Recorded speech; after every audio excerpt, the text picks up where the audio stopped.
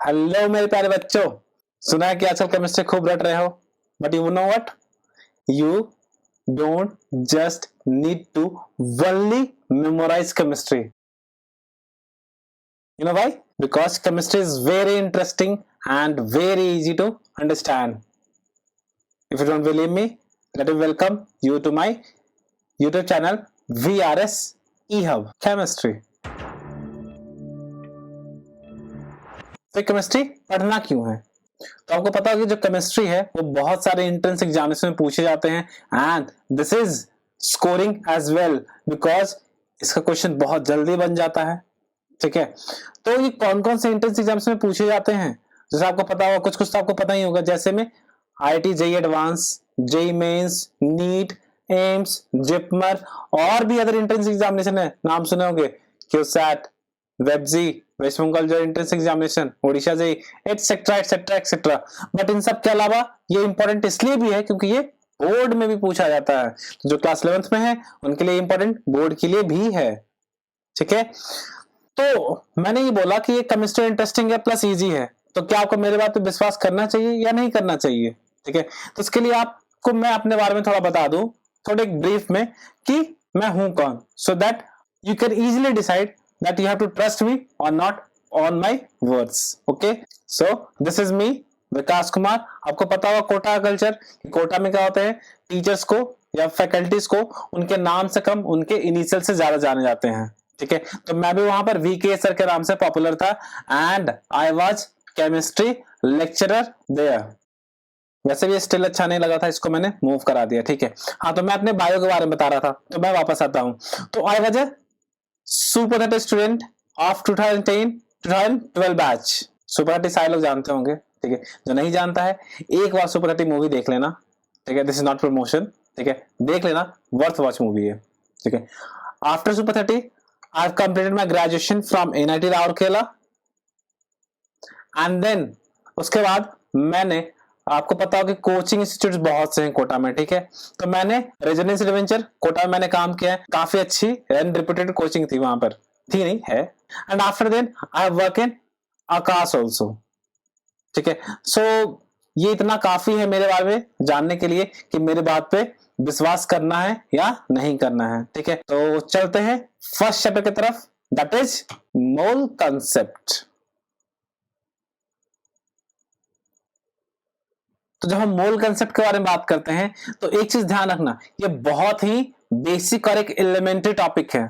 ठीक है, बट ये हर जगह पर यूज होता है क्योंकि ये बेसिक है. ठीक है, तो हर जगह पे मतलब कि बहुत सारे चैप्टर्स में इसको इन्वॉल्व कर सकते हैं. हर जगह पे नंबर ऑफ मोल्स निकालना है, वॉल्यूम निकालना है, नंबर पार्टिकल्स निकालना है, एटसेट्रा एटसेट्रा एटसेट्रा. ठीक है, तो आपको ये पता होना चाहिए कि मोल क्या है. ठीक है, तो हम लोग क्या करेंगे, बेसिक बातों के ऊपर ध्यान देंगे क्योंकि मैक्सिमम टीचर्स क्या होते हैं कि बेसिक को नहीं बताते हैं, सिर्फ फॉर्मूला बेस बता करके आगे निकल जाते हैं. तो हम बेसिक के बारे में इसमें अच्छे से कवर करेंगे. थोड़ा सा टाइम लग सकता है, ठीक है, कोई दिक्कत नहीं है, बट हाँ, ये प्रॉमिस है कि चैप्टर क्लियर हो जाएगा. इसमें हर एक छोटी छोटी बातों को भी हम कवर कर लेंगे. ठीक है, तो आइए बढ़ते हैं चैप्टर की तरफ. तो वैसा होता है ना कि हर एक चैप्टर के साथ हमेशा ऐसा होता है कि हमें उस चैप्टर को पढ़ने के पहले हमें उसके बारे में बेसिक जानने जरूरी होते हैं. ठीक है, जैसे बेसिक कहने का मतलब कि उस चैप्टर्स के पहले कुछ कुछ ऐसे पॉइंट्स होते हैं जो उस चैप्टर के नहीं भी होते बट वो जरूरत पड़ते हैं. ठीक है, तो जैसे में यहाँ पर मोल कंसेप्ट के बारे में हमें पढ़ना है, तो मोल कंसेप्ट को पढ़ने के पहले हमें यह पता होना चाहिए कि मैटर क्या होता है. ठीक है, तो मैटर क्या होता है, तो anything that occupies space and has mass is called matter. ठीक है, तो जैसे कि ये पेन क्या है, दिस इज मैटर क्योंकि ये दिख रहा है कि ये स्पेस ऑक्युपाई कर रहा है प्लस इसका मास भी है. ठीक है, मेरे और इस कैमरे के बीच में क्या है कि यहां पर कुछ गैसेस पार्टिकल है, वो भी क्या है, मैटर्स हैं. ठीक है, हालांकि वो दिख नहीं रहे हैं बट हाँ ध्यान रखना वो बहुत छोटे, इतने छोटे उनका मास बहुत कम है और साइज भी बहुत कम है, but they exist as well. ठीक है, तो वो भी एक मैटर का ही पार्ट है. एंड हाँ, एक चीज और, ये जो यहाँ पर छोटा सा क्यूट सा जो पपी दिख रहा है, this is also a matter. ठीक है, यहाँ पर ये जो क्यूट सा फिश दिख रहा है, दिस इज ऑल्सो मैटर. ठीक है। तो हम लोग क्या करते हैं, मैटर को क्लासिफाई करते हैं। तो मैटर को क्लासिफाई कैसे करेंगे, तो हम इसको दो तरह से करते हैं, आइदर ऑन फिजिकल बिहेवियर और ऑन केमिकल बिहेवियर। ठीक है, तो जब फिजिकल बिहेवियर के बारे में बात करते हैं तो फिजिकल प्रॉपर्टीज के अकॉर्डिंग हम लोग फिजिकल बिहेवियर निर्धारित करते हैं। ठीक है, या साइन करते हैं सिंपली। तो फिजिकल प्रॉपर्टीज के आधार पे या फिजिकल बिहेवियर के आधार पे यहाँ पे क्या है, तीन पार्ट होते हैं, सॉलिड, लिक्विड एंड गैस। पता होगा, क्लास 10 तक बहुत पढ़े उसके बारे में। ठीक है, तो सॉलिड क्या होता है, तो सॉलिड के बारे में जब बात करते हैं तो इसमें क्या होता है, इसका जो शेप होता है वो क्या होता है, फिक्स्ड एंड रिजिड होता है। बट जब गैसेस के बारे में बात करें तो एक मॉलिक्यूल यहाँ, दूसरे मॉलिक्यूल यहाँ। ठीक है, तो इनका जो शेप होता है वो फिक्स्ड नहीं होता है। ठीक है, ना ही इनके वॉल्यूम फिक्स्ड होते हैं। ठीक है, बट सॉलिड के बारे में बात करेंगे तो इनका क्या होता है, इनका वॉल्यूम भी फिक्स्ड होता है। लिक्विड के बारे में बात करें तो लिक्विड का वॉल्यूम भी फिक्स होता है, बट गैस का वॉल्यूम फिक्स नहीं होता। इसको जिस कंटेनर में डाल दोगे उस कंटेनर के बराबर हो जाएगा। ठीक है, लेकिन शेप के बारे में बात करें तो सॉलिड का शेप क्या होता है, रिजिड होता है। लिक्विड का शेप रिजिड नहीं होता है, इसको जिस भी शेप में डालोगे उस शेप में कन्वर्ट हो जाएगा।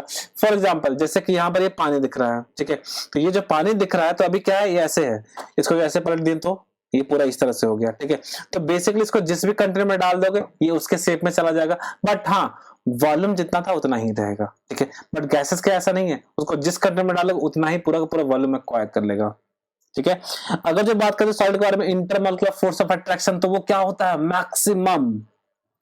इंटरमॉलिक्यूलर फोर्स ऑफ अट्रैक्शन क्या होता है, मैक्सिमम। ठीक है, और गैसेस में इंटरमॉलिक्यूलर फोर्स ऑफ अट्रैक्शन क्या होता है, मिनिमम। ठीक है, इसलिए तो गैसेस के पार्टिकल बहुत दूर दूर होते हैं और सॉलिड के पार्टिकल काफी नजदीक नजदीक होते हैं। लिक्विड होता है, लिक्विड में क्या होता है, इंटरमीडिएट होता है गैस और सॉलिड के बीच में। ठीक है, एक लास्ट पॉइंट है कि इंटरमॉलिक्यूलर स्पेस। तो इंटरमॉलिक्यूलर स्पेस क्या होता है, मतलब कि स्पेसिंग बिटवीन टू पार्टिकल्स। तो बेसिकली सॉलिड में क्या होता है, काफी क्लोज होते हैं, और गैस में क्या होता है, काफी ज्यादा होता है। तो जो लिक्विड है उसमें क्या होगा, इन दोनों के बीच में कहीं पे होगा। ठीक है, इसलिए क्या होता है कि जब सॉलिड जो है वो काफी रिजिड होते हैं, जो गैसेस है ये काफी दूर निकाल, इसमें क्या होता है, इंटरमॉलिक्यूलर फोर्स ऑफ अट्रैक्शन काफी कम होता है, इसलिए रैंडमाइज रहते हैं, मूव करते रहते हैं इधर उधर। ठीक है, अब हम बात करते हैं किसके बारे में, on the basis of chemical behaviour. तो on the basis of chemical behaviour क्या होगा, दो तरह के सब्सटेंस हो सकते हैं, आइदर प्योर सब्सटेंस हो सकता है या फिर मिक्सचर हो सकता है। तो प्योर सब्सटेंस क्या होगा, तो प्योर सब्सटेंस में दो टाइप्स के हो सकते हैं, एक तो एलिमेंट हो सकता है, दूसरा क्या हो सकता है, कंपाउंड। ठीक है, तो एलिमेंट क्या होगा, तो जैसे मान लेते हैं कि हमारे पास क्या है, ये एक ब्लॉक है, और ये किस चीज का ब्लॉक है, पूरा का पूरा किसका है, आयरन का।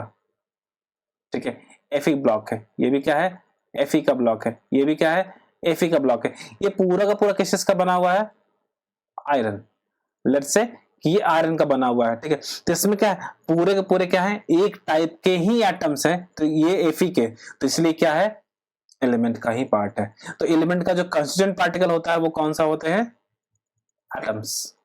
ठीक है, नेक्स्ट बात करते हैं कंपाउंड के बारे में। तो कंपाउंड में क्या होगा, तो कंपाउंड में ये पता होगा कि कंपाउंड के जो कंस्टिट्यूएंट पार्टिकल होते हैं वो क्या होते हैं, मॉलिक्यूल्स। ठीक है, और जो मॉलिक्यूल्स होते हैं वो कैसे होते हैं, वो एक नहीं, एक से ज्यादा एटम, यानी दो या दो से ज्यादा एटम से मिलकर बने हुए होते हैं। जैसे अगर जो मान लिया जाए कि हमारे पास एक कंटेनर है, ठीक है, तो इस कंटेनर में क्या है, हमारे पास वाटर है, जस्ट लाइक H2O।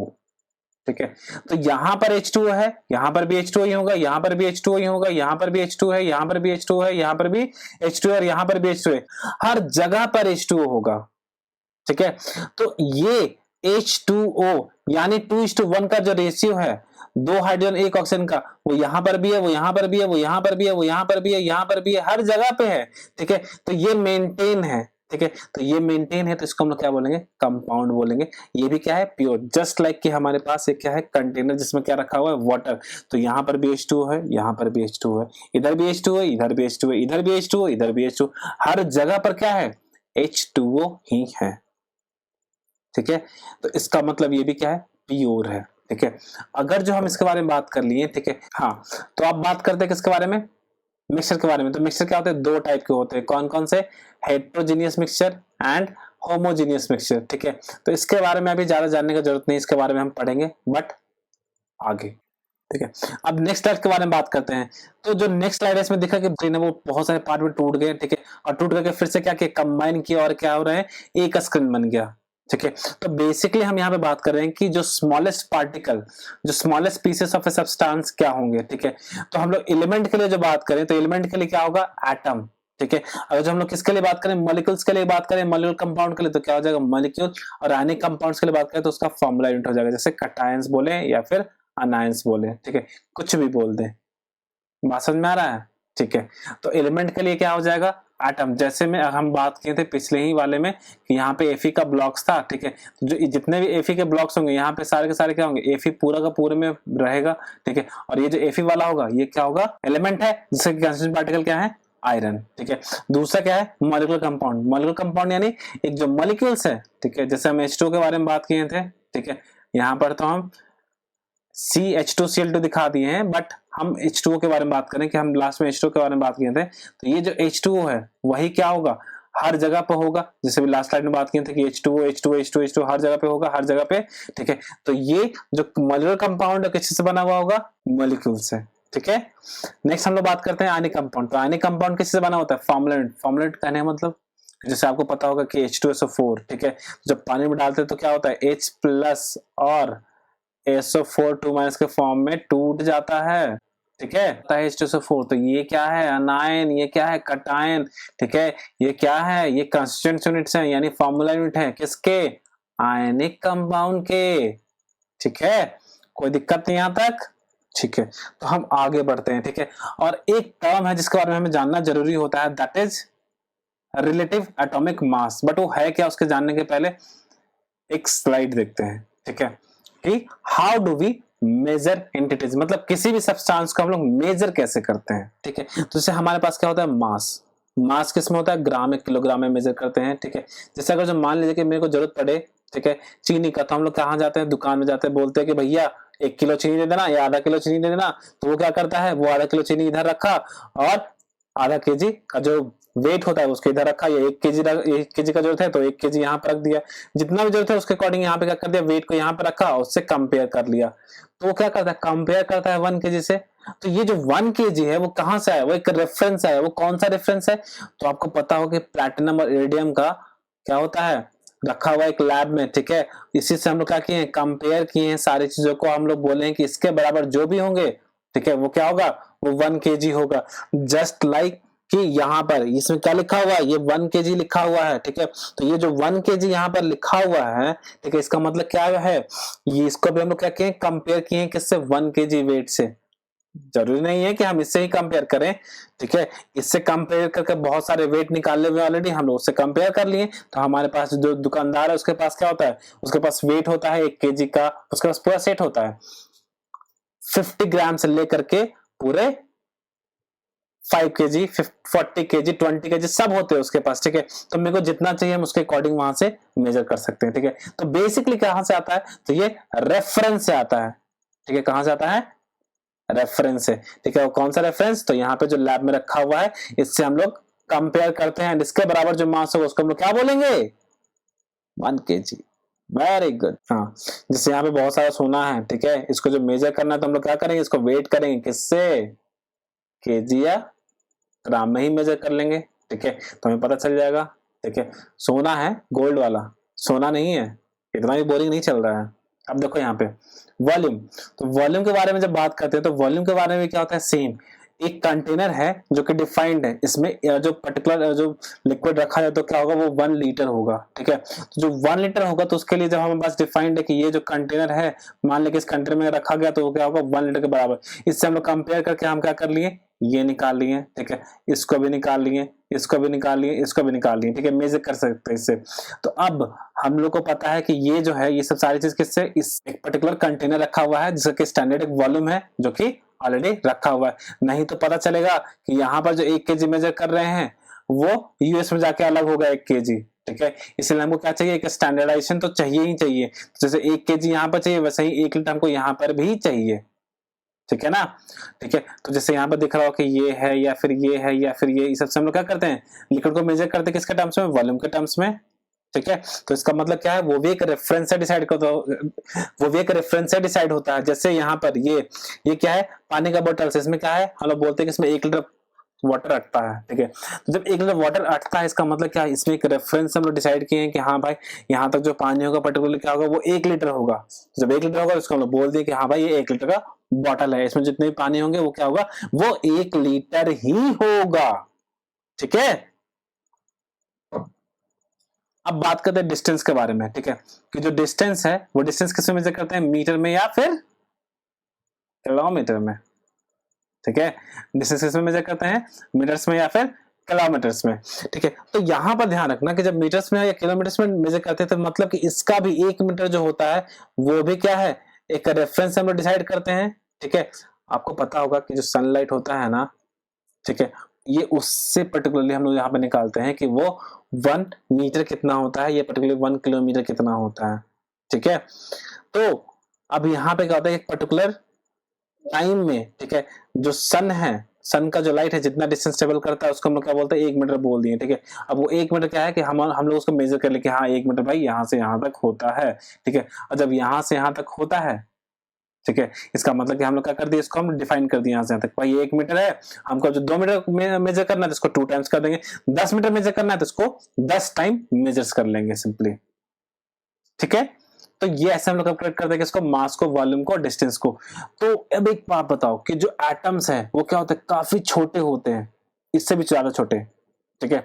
अब जब इससे भी ज्यादा छोटे होते हैं और हमको इसको मेजर करना है, ठीक है, जब मेजर करना है तो हम लोग उसको कैसे मेजर करेंगे, ठीक है। तो मेजर करने के हमको यहाँ पर भी रेफरेंस चाहिए, तो हम लोग यहाँ पर रेफरेंस किसको मानेंगे, तो जो उसमें छोटा होगा वही तो, मतलब कि एटम्स के लेवल का। हम लोग यहाँ पर 1 केजी या 2 केजी या 4 केजी तो रेफरेंस मान नहीं सकते हैं, तो हम लोग क्या करेंगे, एलिमेंट्स में से ही किसी को हम लोग क्या मान लेंगे, जो पीरियड टेबल होता है ना उसमें से किसी एक एलिमेंट को ही हम लोग रेफरेंस मान लेंगे एंड उसके कंपेरिजन में बाकी सारे को मास निकाल लेंगे, ठीक है। तो आगे बढ़ते हैं। तो यहां पर दिख रहा होगा कि यहां पर एक और बेसिक डिफरेंस है, रिलेटिव एटॉमिक मास, ठीक है।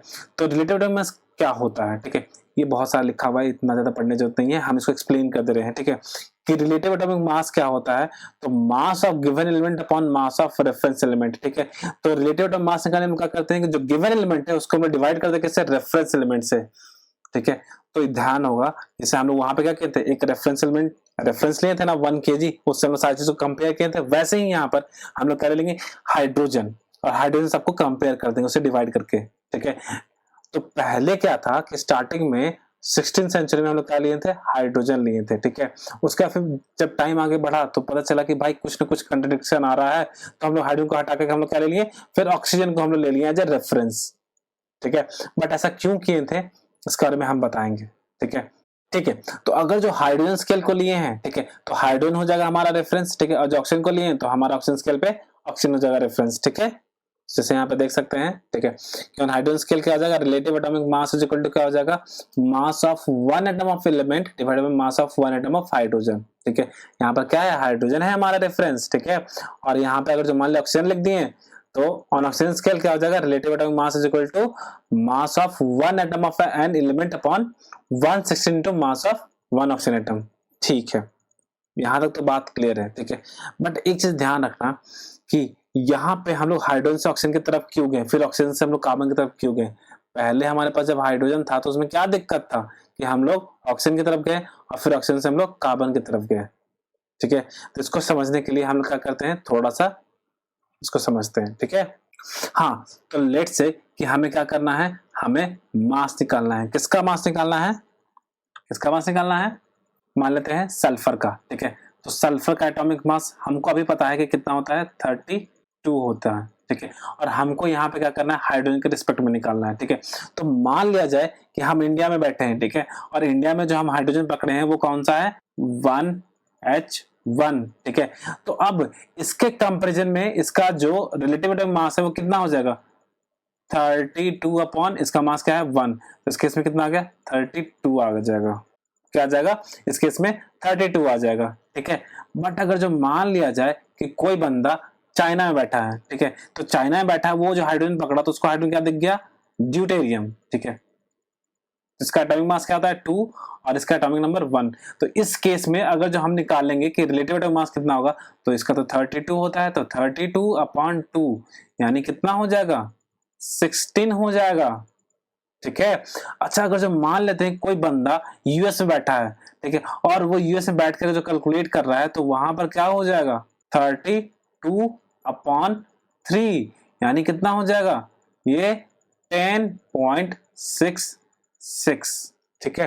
तो जो बंदा इंडिया में बैठा है, ठीक है, जो बंदा चाइना में बैठा है और जो बंदा यूएस में बैठा है, इन तीनों का मास क्या हो गया, अलग अलग एंड अलग। तो इसके अलग होने का रीजन क्या था, हाइड्रोजन ही तो था ना। ठीक है। तो यहाँ पे क्या दिख रहा है, तो यहाँ पे क्या दिख रहा है कि यहाँ पर जो मास है वो 32 हो गया, यहाँ पे मास 16 हो गया, यहाँ पे मास 10.66 हो गया। तो ऐसा था ना कि उस टाइम पे आइसोटोप्स पता होगा ना, उस टाइम पे आइसोटोप्स डिस्कवर्ड नहीं हुए थे। मतलब कि जो हाइड्रोजन ले रहे हैं, ठीक है, वो उसका मास 1 है कि उसका मास 2 है कि उसका मास 3 है, ये पता नहीं था। कि आइसोटोप्स क्या होते हैं कि एक ही एलिमेंट के डिफरेंट मास होते हैं। जैसे यहाँ पे हाइड्रोजन है तो हाइड्रोजन का मास 1, यहाँ पे ड्यूटेरियम है, ड्यूटेरियम का मास 2, यहाँ पे ट्रीटियम है, ट्रीटियम का मास 3 है।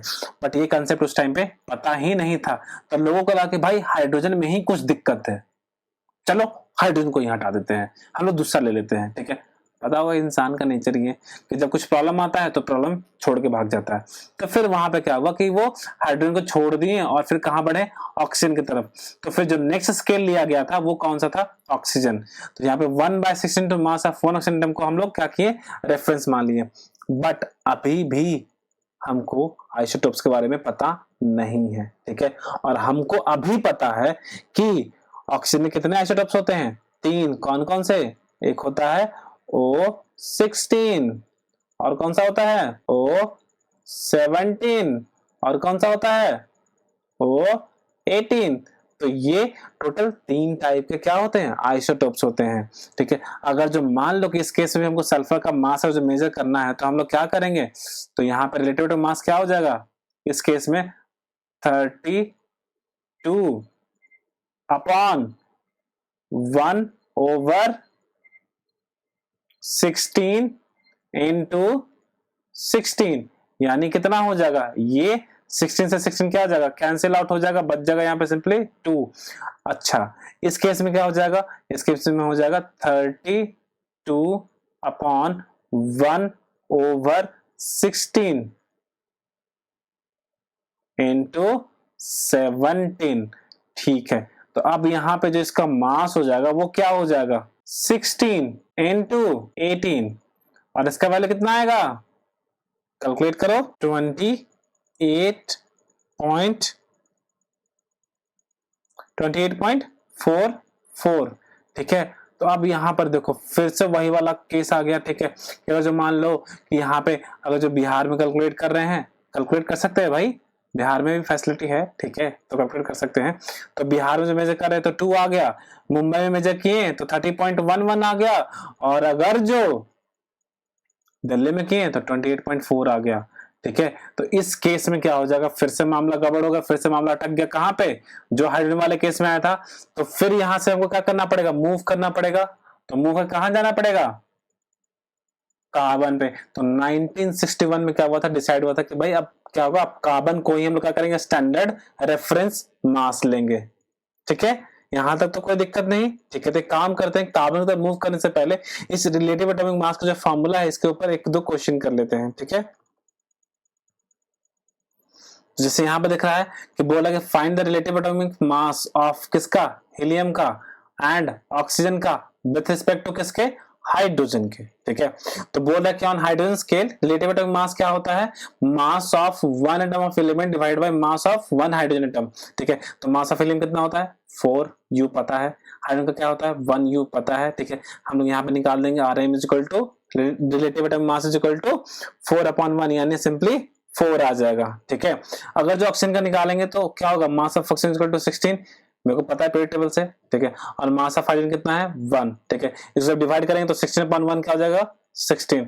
तो ये जो है डायमेंशनलेस क्वांटिटी है, क्योंकि यहाँ पे जो इसका मास होगा, यहाँ पे जो इसका यूनिट होगा, ये दोनों क्या हो जाएगा, कैंसिल आउट हो जाएगा बेसिकली। तो इसका मतलब कि रिलेटिव एटॉमिक मास जो होता है वो क्या होता है, डायमेंशनलेस क्वांटिटी होता है। एक और क्वेश्चन करते हैं। ठीक है। एक क्वेश्चन से मजा नहीं आया।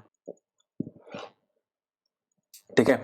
यहां पर बोल रहा है कि find the relative atomic mass of oxygen with respect to helium, किसके, विथ रिस्पेक्ट टू हीलियम के। तो हमको इसमें क्या करना है, ऑक्सीजन का एटॉमिक मास निकालना है विथ रिस्पेक्ट टू किसके, हीलियम के, ठीक है। तो हमारा पास फार्मूला क्या है, relative atomic mass is equal to mass of given element upon mass of reference element. तो given element is what, oxygen, and reference element is what, helium, ठीक है। तो ऑक्सीजन का मास मेरे को पता है कितना 16u एंड हीलियम का मास पता है क्या 4u। तो हम लोग क्या करेंगे, relative atomic mass is equal to 16u upon 4u। तो इसका मतलब क्या आ जाएगा, सिंपली 4। तो ये हमारा क्या हो जाएगा, रिलेटिव एटॉमिक मास। क्लियर यहां तक, कोई दिक्कत नहीं, ठीक है। तो हम लोग अब आगे बढ़ते हैं किस पे, कार्बन के बारे में, जब कार्बन को हम लोग रेफरेंस लिए थे तब, ठीक है। तो अब देखो यहां पर ध्यान देना कि the present standard unit which was adopted internationally in 1961, बताए थे कि 1961 में क्या किए थे, कार्बन को हम लोग मान लिए थे क्या, रेफरेंस। तो is based on the mass of one carbon C12 atom, ठीक है। तो अब यहां पे क्या बोल रहा है कि the atomic mass unit AMU is equal to 1/12 of mass of one atom of C12 isotopes, ठीक है। कोई दिक्कत नहीं यहां तक, ठीक है। तो हम लोग क्या बोले कि AMU का जो वैल्यू होगा वो क्या होगा, 1/12 into mass of 1C12 atom होंगे। तो 1 m इक्वल टू क्या होगा, 1/12 of mass of C12 atom. और मेरे को पता है, क्या पता है कि जो C12 एटम होता है इसमें क्या होते हैं, 6 प्रोटॉन होते हैं, ठीक है, प्लस 6 न्यूट्रॉन्स होते हैं। तो टोटल कितने हो गए, टोटल 12 न्यूक्लियस पार्टिकल्स हो गए, ठीक है। कोई दिक्कत नहीं यहां तक। तो जब टोटल 12 न्यूक्लियस पार्टिकल हो गए तो इसी को बोला कि mass of one nucleon in C12 atom. से डिवाइड करेंगे तो एक आएगा, तो सिंपली क्या होगा, एक न्यूक्लियन पार्टिकल। ये जो प्रोटॉन और न्यूट्रॉन होते हैं कहां होते हैं, न्यूक्लियस में। तो न्यूक्लियस वाले पार्टिकल को हम लोग क्या बोलते हैं, न्यूक्लियन पार्टिकल। ये पढ़ेंगे एटॉमिक स्ट्रक्चर में, और जो कि बहुत मजेदार चैप्टर है, ठीक है। उसको नेक्स्ट अभी आगे डिस्कस करेंगे कुछ दिन में। तो अब यहाँ पे क्या है कि जो 1 m है वो किसके बराबर होता है, 1.66 इंटू 10⁻24 ग्राम, या फिर 1.66 इंटू 10⁻27 kg, ठीक है। एक और चीज ध्यान रखना कि 1 m is also called Dalton, ठीक है, ठीक है, ज्यादा इंपॉर्टेंट नहीं है, ध्यान रखना, अच्छी बात है। अब जो AMU है, AMU को हम लोग क्या कर दिए, U से रिप्लेस कर दिए, क्यों, क्योंकि इसको हम लोग क्या बोलते हैं, यूनिफाइड मास बोलते हैं, ठीक है। ध्यान रखना कि today AMU has been replaced by U। तो जो एटॉमिक मास यूनिट पहले बोलते थे, आजकल हम लोग क्या बोलते हैं उसको, यूनिफाइड मास। अच्छा एक बात बताना कि हम लोग पीछे स्लाइड में देखे थे क्या कि relative atomic mass equal to क्या, mass of given atom divide by mass of reference atom. तो यहां पे mass of one atom of an element, किसी भी एटम का ले लिए, ठीक है, डिवाइड करेंगे किससे, 1/12 into mass of 1 C12 atom. देखो ध्यान दो, यहाँ पे C12 एटम बोल दिए, ठीक है। मतलब कि यहाँ पे इसके भी दो आइसोटोप्स होते हैं, कौन कौन से होते हैं, एक कौन सा होता है, एक C12 होता है और एक C14 होता है। तो अब लोग कंफ्यूज ना करें, इसीलिए क्या होगा, कंफ्यूजन की कोई गुंजाइश नहीं रही, C14 को हटा दिए, हम लोग डायरेक्ट बोले कि C12 आइसोटोप्स, ठीक है। यहाँ पे लिखा हुआ भी है, ठीक है, कि कार्बन क्या है, C12 आइसोटोप्स है, ठीक है। तो अब यहाँ पे ध्यान दो कि रिलेटिव एटम मास क्या है, कि mass of one atom of an element divide by 1/12 into mass of C12 atom, ठीक है। ये हमारा क्या हो गया, रेफरेंस। एंड आपको पता हो कि ये जो है किसके बराबर होगा, ये जो रिलेटिव एटम मास है वो किसके बराबर होगा, आइदर U बोल दे या फिर AMU बोल दे, बात बराबर ही है, ठीक है। तो सिंपली उसके बराबर होगा, कोई दिक्कत नहीं यहां तक, ठीक है। तो रिलेटिव एटम मास इस केस में रेफरेंस क्या है, 1/12 into mass of C12 atom. तो U और AMU के बराबर है, ठीक है। हम आगे बढ़ते हैं अब, यस। तो कुछ बातें हैं जो कि हमें अपने दिमाग में रखना है, ठीक है, आपको भी दिमाग में रखना है, ठीक है। तो वो क्या है कि 1 AMU का वैल्यू, तो 1 AMU इक्वल टू 1.66 इंटू 10⁻24 ग्राम, अभी जस्ट आया था, ठीक है। और ये क्या होता है, 1.66 इंटू 10⁻27 kg, ठीक है। 1 AMU इक्वल टू इतना भी होता है, ठीक है। एक बात बताते हैं कि ये जो वैल्यू है ना, इसको जब कैलकुलेट करोगे, ठीक है, तो वो क्या होगा, इसके बराबर आएगा, क्लियर, ठीक है। तो जब इसके बराबर आता है, अच्छा ऐसा क्यों, क्योंकि इसका आगे यूज पड़ेगा, ठीक है। आगे हम लोग को शॉर्टकट जब यूज करेंगे ना तो वहां पर इसका जरूरत पड़ेगा, ठीक है। तो 1 m इक्वल टू क्या होगा, 1/Na, इसको हम लोग क्या बोलते हैं, Na बोलते हैं। और Na is what, Avogadro constant.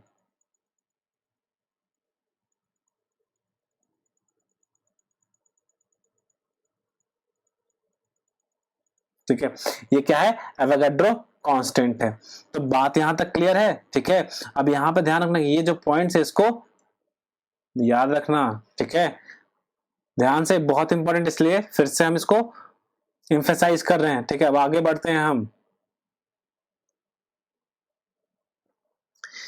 कि हम लोग चीजों को काउंट कैसे करते हैं, how do we count entities, ठीक है। तो जैसे आपको पता होगा कि 1 डजन बोलते हैं, तो 1 डजन का मतलब क्या होता है, 12।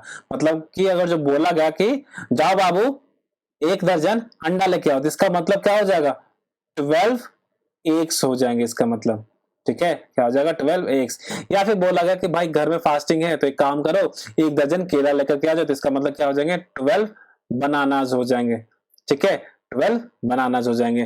तो जब डजन बोले तो इसका मतलब क्या आता है दिमाग में कि 12, ठीक है। तो वैसे ही सेंचुरी बोले, अरे वाह, दिमाग में पहले से आ गया सेंचुरी, और यहाँ पे फोटो दिख रहा है, ठीक है, कौन है, विराट कोहली, ठीक है। ये बल्ला उठा के रखे, इसका मतलब क्या है कि इन्होंने शतक लगा लिया। वेरी गुड, क्रिकेट नॉलेज तो काफी है। तो अब यहाँ पे क्या है कि इन्होंने 100 मार लिया है, ठीक है। 100 कहने मतलब कि सेंचुरी इन्होंने कंप्लीट कर लिया, ठीक है। तो सेंचुरी मतलब 100, जैसे यहाँ पर दिख रहा है ना कि इन्होंने गेम में 100 कंप्लीट कर लिया, इन्होंने लाइफ गेम में 100 कंप्लीट कर लिया, ठीक है। वाओ, काफी कूल लेडी हैं, ठीक है। तो अब यहाँ पे क्या है, इन्होंने 100 कंप्लीट कर लिया, ठीक है। तो इसका मतलब कि इन्होंने भी शतक कंप्लीट कर लिया। चलो अब आगे देखते हैं। अब यहाँ पे क्या दिख रहा है कि 1 रिम इज इक्वल टू 500, मतलब कि ये जो A4 सीट जो दिखते हैं ना, अगर जो मान लो कि 500 A4 सीट पेजेस अगर जो तुम्हारे पास रहे, ठीक है, तो इसका मतलब वो क्या है, 1 रीम है, ठीक है। अब ध्यान से, dozen is equal to 12, century is equal to 100, ream is equal to 500। Similarly mole is used to count entities on microscopic level. तो मोल का मतलब क्या होगा, तो मोल का मतलब होगा 6.02 इंटू 10 टू द पावर 23, ठीक है। तो इसका मतलब क्या बोला कि similarly mole is used to count entities on a microscopic level, ठीक है। जिससे मान लीजिए कि हम बोले कि ये हमारे पास क्या 1 डजन पेन है, तो 1 डजन पेन कहने का मतलब क्या हो जाएगा, 12 पेन, ठीक है।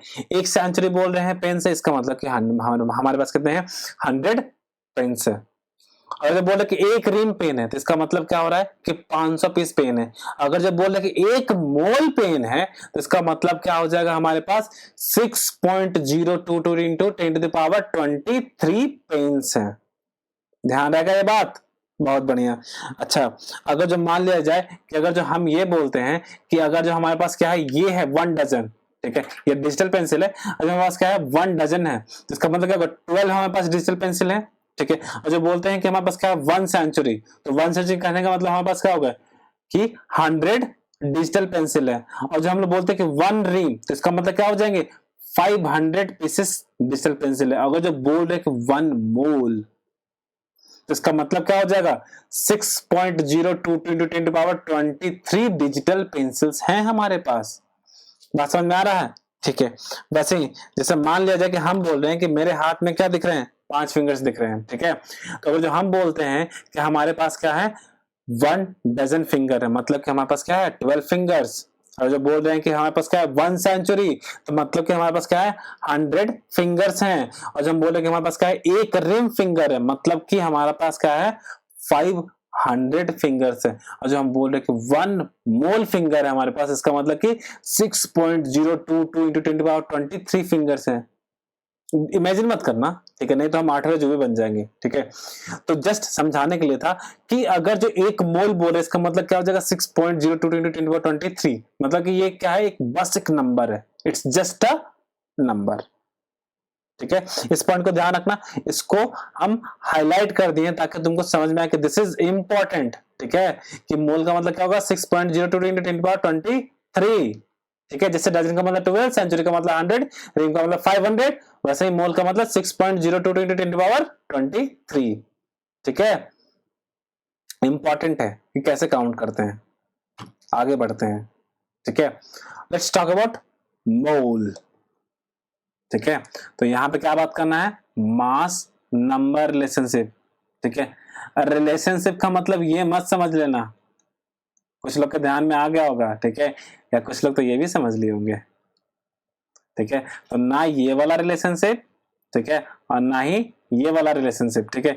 इन दोनों में से किसी रिलेशनशिप के बारे में बात नहीं कर रहे हैं हम, जो बात कर रहे हैं मास नंबर रिलेशनशिप, मतलब कि इट्स ऑल अबाउट केमिस्ट्री, ठीक है। केमिस्ट्री में मास और नंबर के बीच में क्या रिलेशन होता है, ठीक है।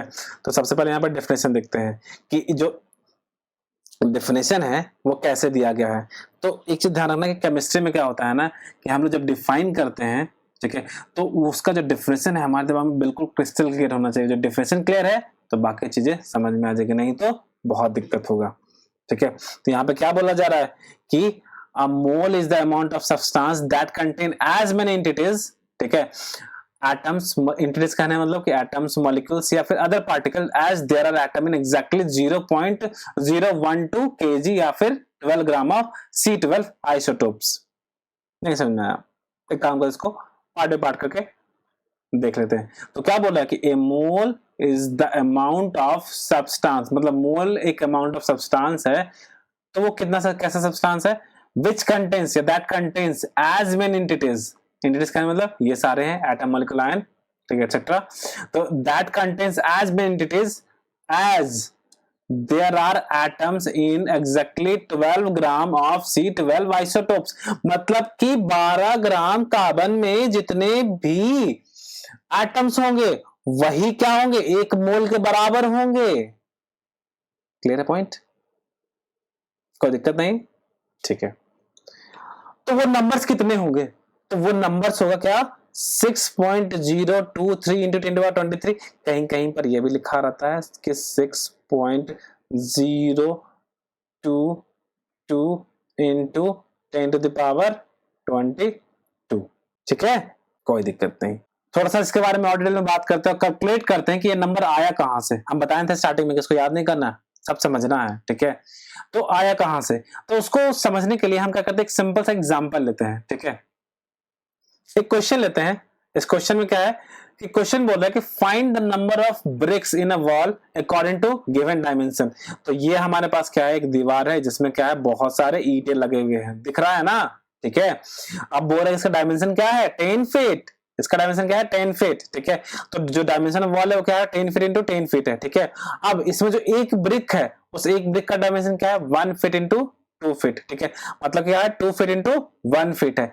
तो हमको उसको क्या करना है, सॉल्व करना है। तो सॉल्व कैसे करेंगे बेसिकली, तो यहाँ पे जो नंबर ऑफ ब्रिक्स आएंगे, तो नंबर ऑफ ब्रिक्स यही निकाला है ना कि नंबर ऑफ ब्रिक्स क्या है, तो नंबर ऑफ ब्रिक्स क्या हो जाएगा, जो टोटल एरिया ऑफ वॉल है, ठीक है, इस एरिया ऑफ वॉल को हम लोग क्या करेंगे, डिवाइड कर देंगे किससे, एक जो ब्रिक है उसके एरिया से। तो बेसिकली क्या होगा, area of wall is equal to 10 into 10 यानी 100 और 2 इंटू 1 एक ब्रिक का, तो क्या होगा 100/2। इसको डिवाइड करेंगे तो क्या हो जाएगा, 50 टाइम्स में कट जाएगा। तो बेसिकली क्या आ गया, 50 ब्रिक्स यानी 50 ईंटें लगे हुए हैं इस दीवार को बनाने में, ठीक है। अरे इसके ऊपर मत जाना कि फिगर में बहुत सारे हैं, हम बस रफली यहाँ पे एक डेटा दिए हैं, ठीक है। अच्छा मान लो कि तुम्हारे फादर, ठीक है, तुम्हारे फादर तुम्हें क्या दिए हैं, 100 रुपीज दिए हैं। हाँ हालांकि ये कम है बट इसमें चॉकलेट तो एटलीस्ट खरीद सकते हो ना, ठीक है। तो 100 रुपीज दिए हैं, ठीक है। तो अब हम बात करते हैं कि वो 100 रुपीज जो दिए हैं वो किसके फॉर्म में दिए हैं, वो 5 रुपीज के नोट दिए हैं। क्या है, 5 रुपीज के नोट है तुम्हारे पास। तो टोटल नंबर ऑफ नोट्स कितने हैं तुम्हारे पास, जो 5 रुपीज के जो नोट है वो कितने हैं। तो क्या करेंगे हम लोग, क्या करेंगे, जो टोटल नंबर है दैट इज 100, इसको हम लोग डिवाइड करेंगे किससे, 5 से। एक यूनिट कितना है, इसको डिवाइड कर देंगे तो क्या आ जाएगा 20। मतलब कि 20 नोट है हमारे पास 5 रुपए के, तब हमारे पास क्या हो जाएगा, 100 रुपया हो जाएगा, ठीक है। तो यहां पर ये जो क्वेश्चन सॉल्व किए या फिर ये जो क्वेश्चन सॉल्व किए, इन दोनों क्वेश्चन को जब सॉल्व किए इसकी टाइपोलॉजी क्या है, सेम है, ठीक है। तो जब सेम टाइपोलॉजी है तो हम ऐसा क्यों सॉल्व किए, तो हम आगे बताते हैं समझने के लिए, ठीक है। तो डेफिनेशन क्या बोला था कि a mole is the amount of substance that contain as many entities, मतलब कि एटम, मॉलिक्यूल और other particle as there are atom in exactly 12 gram of C12 isotopes, ठीक है। हम बोले थे कि क्या होता है कि 1 मोल का मतलब हम क्या बताए थे कि एक नंबर होता है, वो कौन सा नंबर होता है, 6.022 into 10⁻23। बट यहाँ पे क्या बोल रहा है, ऐसा बोल रहा है। तो ये जो बोल रहा है और हम जो बोल रहे हैं वो दोनों बात क्या है, सेम ही है। वो कैसे, तो यहाँ पे देखो मास ऑफ 1 कार्बन एटम कितना होगा, 12U, एक कार्बन एटम है, it's just 1 carbon atom only, ठीक है। और जब बात करते हैं मास ऑफ गिवन कार्बन कितने हैं, तो 12 ग्राम। कहां पे गिवन है, ये गिवन है 12 ग्राम, ठीक है। और एक कार्बन कितना होता है, 12 यू का होता है। तो हमको नंबर ऑफ कार्बन निकालने हैं, तो क्या करेंगे, टोटल कार्बन के मास से एक कार्बन के मास को डिवाइड कर देंगे सिंपली। तो मास of given carbon upon mass of one carbon atom क्या हो जाएगा, 12 ग्राम अपॉन 12 यू।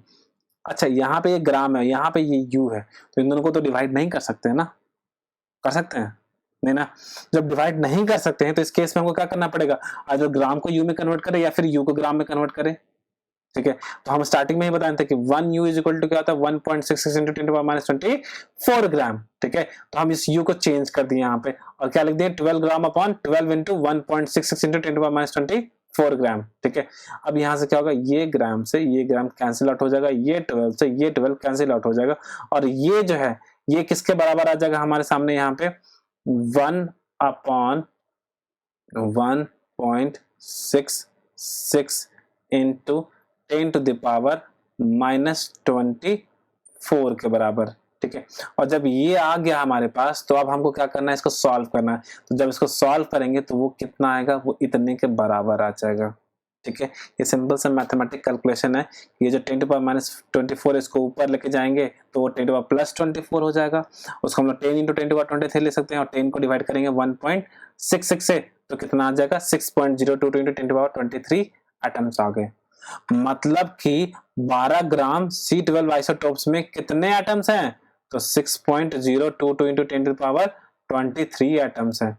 बात समझ में आ रहा है। तो हम क्या बोलते हैं, 1 मोल, ठीक है, कि 1 मोल इज इक्वल टू क्या होगा, 6.022 इंटू 10⁻23 जो बोले थे वो बात मेरा बिल्कुल सही है, ठीक है, क्योंकि इतने पार्टिकल ही होते हैं किसमें, एक मोल में, ठीक है। हाँ ध्यान देना, इसको हम एम्फेसाइज किए हैं, ठीक है। एम्फेसाइज क्यों किए हैं, क्योंकि यहाँ पे 6.022 इंटू 10⁻23 एटम्स होते हैं किसमें, 12 ग्राम कार्बन C12 आइसोटोप्स में, ठीक है। तो आगे बढ़ते हैं हम। एक सिंपल सा प्रॉब्लम दिया हुआ कि बोला कि how many atoms of oxygen are there in 16 gram oxygen, ठीक है। तो हम लोग क्या करते हैं, मान लिए कि नंबर ऑफ एटम्स कितने हैं, x, ठीक है। तो मेरे को पता है कि एक का मास, सिंपली ऐसा बोल सकते हैं ना कि mass of 1 into total number is equal to क्या होगा, टोटल मास, ठीक है। ये क्या हो जाएगा, टोटल मास। राइटिंग थोड़ा सा गंदा है, कोई दिक्कत नहीं, मैनेज कर लेना, ठीक है। तो अब यहाँ पे क्या हो रहा है, एक का मास कितना है, 16u इंटू एक्स, ये कितना हो जाएगा, 16 ग्राम हो जाएगा, ठीक है। 16 ग्राम दिया हुआ है, ठीक है। अब यहाँ पे एक्स हमको निकालना है, ठीक है। तो हम लोग क्या करेंगे, इस u को हम लोग क्या करेंगे, ग्राम में कन्वर्ट कर देंगे। तो कितना होगा, 1.66 इंटू 10⁻24, तो 16 इंटू u का वैल्यू आ गया ये वाला, ठीक है, 1.66 इंटू 10⁻24 इंटू ये वाला x को यहाँ पे लिख दिए, ठीक है। तो इज इक्वल टू क्या होगा, 16 ग्राम। अब जब यहाँ सॉल्व करेंगे तो x इज इक्वल टू क्या होगा, 1 अपॉन 1.66 इंटू 10⁻24, तो ये क्या होगा, Na के बराबर, यानी 6.022 इंटू 10⁻23 के बराबर। इसका मतलब क्या हो जाएंगे, इतने ऑक्सीजन एटम्स हो जाएंगे। तो बात समझ में आ रहा है, ठीक है, कि अगर जो हम बोल रहे हैं कि 16 ग्राम ऑक्सीजन है तो इसका मतलब क्या हो जाएगा, एक मोल ऑक्सीजन एटम है या 6.022 एटम्स हैं, ठीक है। इसको थोड़ा और अच्छे से समझो, ठीक है, कि एक कार्बन एटम बोले तो एक कार्बन एटम का मास क्या था, 12u था, क्या था, 12u, ठीक है। इसको मेमोराइज करना, ठीक है। और यहाँ पे क्या है, 1 मोल कार्बन एटम है तो ये क्या हो जाएंगे, 12 ग्राम। क्यों, क्योंकि मेरे को पता है कि 1 मोल का मतलब क्या होगा, 6.022 इंटू 10⁻23 कार्बन एटम्स है, और इसका जो क्या होगा, इसका जो मास होगा उसको बोलेंगे 1 मोल का कार्बन। हाँ, तो 1 मोल इज इक्वल टू क्या होगा, 6.022 इंटू 10⁻23 कार्बन एटम्स हो जाएंगे। तो इसका जो मास होगा वो क्या होगा, 1 मोल के मास ऑफ कार्बन के बराबर हो जाएगा, जो कि कितना है, 12 ग्राम के बराबर है, ठीक है। तो हम लोग यहाँ पे फिर से बोल सकते हैं कि एक ऑक्सीजन एटम का मास कितना होता है, 16u, और एक मोल ऑक्सीजन एटम का मास कितना हो जाएगा, 16 ग्राम, ठीक है। तो सिंपली ऐसा बोल सकते हैं कि अगर जो u में है तो एक का मास है, और जो ग्राम में है तो एक मोल का मास है। उसी तरह से हीलियम के बारे में देखें तो हीलियम एटम का क्या है, एक का मास कितना है, 4u, तो एक मोल का मास कितना हो जाएगा, 4 ग्राम, ठीक है। कोई दिक्कत नहीं है ना, क्लियर है यहाँ तक मेरे प्यारे बच्चों, क्लियर। ठीक है, तो 1 मोल का मतलब क्या हो जाएगा, फिर से वही डेफिनेशन लिखा हुआ है और क्या होगा, एवोगाड्रोस नंबर के बराबर हो जाएगा 6.02 × 10⁻23। तो इसका मतलब कि 1 मोल C12 एटम का है, मतलब कि 6.02 × 10⁻23 C12 एटम्स, यहाँ पे 22 होंगे, ठीक है। और जो 1 मोल H2 मॉलिक्यूल बोल रहे हैं, इसका मतलब क्या हो जाएगा 6.022 × 10⁻23 मॉलिक्यूल्स, इसमें कोई दिक्कत नहीं है। 1 मोल NO3 माइनस आयन का है, मतलब 6.022 × 10⁻23 NO3 माइनस आयंस होंगे, कोई दिक्कत नहीं, यहां तक क्लियर है, यहां तक बात समझ में आ रहा है, ठीक है। चलो क्लियर है तो अच्छी बात है, हम आगे बढ़ते हैं थोड़ा,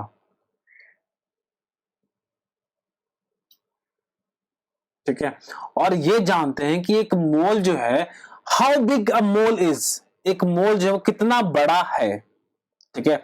तो देखो यहां पर देखो, ये क्या किए हम 6.02 × 10⁻23 जो था, तो जो 10⁻23 है उसको हम लोग क्या कर दिए, जीरो के टर्म्स में लिख दिए, ठीक है। तो जो हम लोग बात करते हैं किसके बारे में, पॉपुलेशन ऑफ अर्थ, तो यहीं पर सिमट गया, यहीं पे खत्म, ठीक है। अगर जो बात करते हैं किसके बारे में, डिस्टेंस फ्रॉम अर्थ टू सन, मतलब कि सन से लेके अर्थ तक का जो डिस्टेंस, वो भी किस में है, सेंटीमीटर्स में है। अब वो कहां पे आ गया, वो यहीं पे सिमट गया, तो इससे भी बड़ा नंबर है अर्थ, एज ऑफ अर्थ, ये किस में, सेकंड में है, तो मतलब पृथ्वी के उम्र से भी बहुत बड़ा नंबर है, सोच रहे हो। अब यहाँ पे अगर जो मान लो कि अमाउंट ऑफ वाटर जो पूरे वर्ल्ड में, उसको लीटर में कैलकुलेट करते हैं, तो वो क्या होगा, वो भी यहीं तक सिमट जाएगा, जो कि 70% जो पूरे वर्ल्ड का जो है वो क्या है, पानी ही है, ठीक है। तो वो इससे ही बड़ा नंबर है, तो जस्ट इमेजिन कि कितना बड़ा नंबर है। पता है जो तुम को जो बोला जाए कि तुम 1 सेकंड पर काउंट करते हो, तो तुम्हारा क्या हो जाएगा, लाखों करोड़ों जिंदगी लग जाएगा एक मोल शुगर को काउंट करते करते, ठीक है। तो इस जैसे नंबर को कैलकुलेट कैसे करेंगे, तो इसके लिए हमारे पास तरीका है, वाई मैप से हम लोग कैलकुलेट करेंगे, या फिर मोल मोल एनालिसिस से कैलकुलेट करेंगे, वो हम लोग आगे पढ़ेंगे, ठीक है। तो फिलहाल एक और चीज ध्यान रखना कि इन मॉडर्न प्रैक्टिस, ठीक है, ग्राम एटम, अगर जो एटम है हमारे पास, तो एटम के लिए क्या करते हैं, ग्राम एटम बोलते हैं, या फिर जिससे मान लो कि 1 मोल बोले, ठीक है, तो इसको हम मोल बोले, ठीक है। तो 1 मोल एटम, ठीक है, 1 मोल अगर जो एटम बोल रहे हैं, तो इसको हम लोग क्या बोल सकते हैं, 1 ग्राम एटम भी बोल सकते हैं, मतलब इसका क्या होगा, 1 मोल ही होगा, ठीक है, टेंशन नहीं लेना। ये किसके लिए, एटम के लिए था। अगर जो मान लो कि हमारे पास क्या रहे, 1 मोल मॉलिक्यूल रहे, ठीक है, 1 मोल मॉलिक्यूल रहा, तो इसको हम लोग क्या बोलेंगे, 1 ग्राम मॉलिक्यूल बोलेंगे। इसका मतलब क्या हो गया कि 1 मोल मॉलिक्यूल ही है हमारे पास, सिंपली, समझ में आया, ठीक है। इसके बारे में थोड़ा सा और देख लेते हैं। तो जस्ट इमेजिन करो कि ये मोल जो है वो कितना बड़ा नंबर है, ठीक है। तो अब यहाँ पर है कि ग्राम एटॉमिक मास, ठीक है। हाँ, तो ग्राम एटॉमिक मास के बारे में अभी बात की कि द ग्राम एटॉमिक मास जो है वो क्या होता है, एक मोल का मास, या simply the atomic mass of an element, ठीक है। Atomic mass of an element, element में क्या होता है, एटम्स ही होते हैं, expressed in gram is called gram atomic mass of an element, ठीक है। या simply it is also defined as mass of 6.02 × 10⁻23 atoms, ठीक है। हम लोग 2 भी ले सकते हैं या 2 भी ले सकते हैं, कोई दिक्कत नहीं, थोड़ा सा इग्नोर कर दिए हैं, सिंपली चलता है उतना।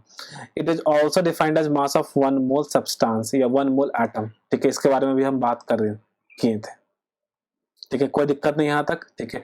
एक एग्जांपल लेते हैं कि जैसे हम ऑक्सीजन के बारे में बात करते हैं कि यहाँ पे क्या है, ऑक्सीजन एटम है हमारे पास, तो एक ऑक्सीजन एटम का मास कितना होता है, 16 AMU होता है, या 16 U बोल दे, कोई दिक्कत नहीं, ठीक है।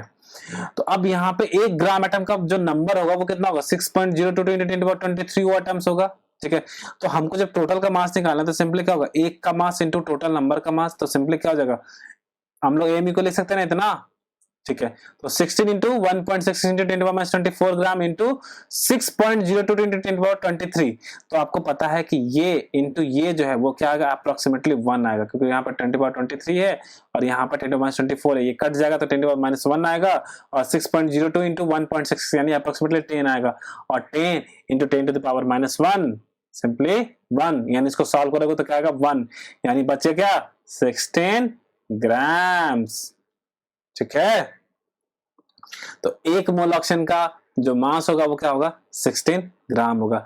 अच्छा, यही जो हम लोग मॉलिक्यूल के बारे में बात करें तो ग्राम मॉलिक्यूलर मास, तो मतलब कि the molecular mass of a substance expressed in gram is called gram molecular mass, ठीक है, ऑफ दैट सब्सटेंस। या फिर सिंपली इतने मॉलिक्यूल्स का जो मास होगा वो क्या होगा, 1 ग्राम मॉलिक्यूलर मास होगा।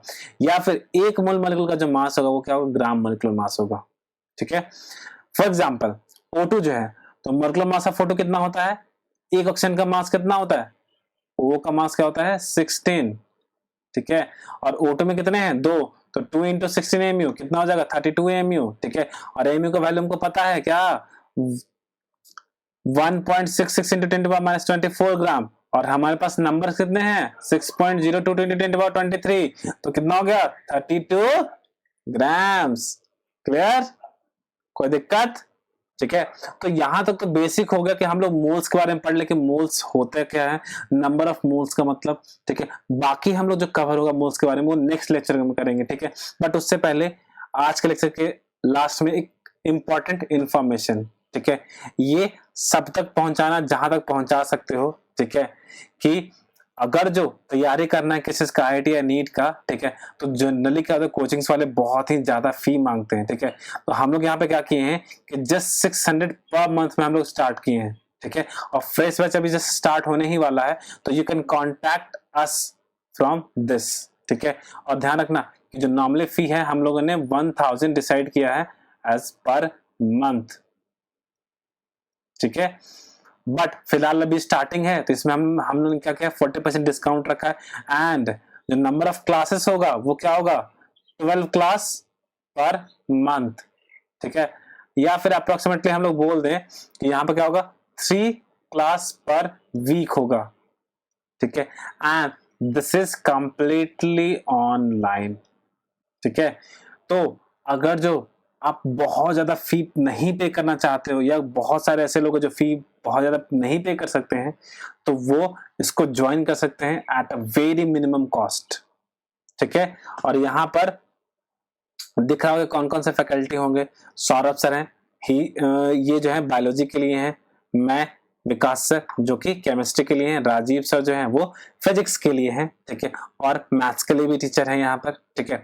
तो बेसिकली अगर जो आपको ज्वाइन करना है तो आप ज्वाइन कर सकते हैं। और ये इन्फॉर्मेशन जितना शेयर करें उतना अच्छा है, एटलीस्ट उन तक जरूर पहुंचे जिनको इसकी जरूरत है, ठीक है।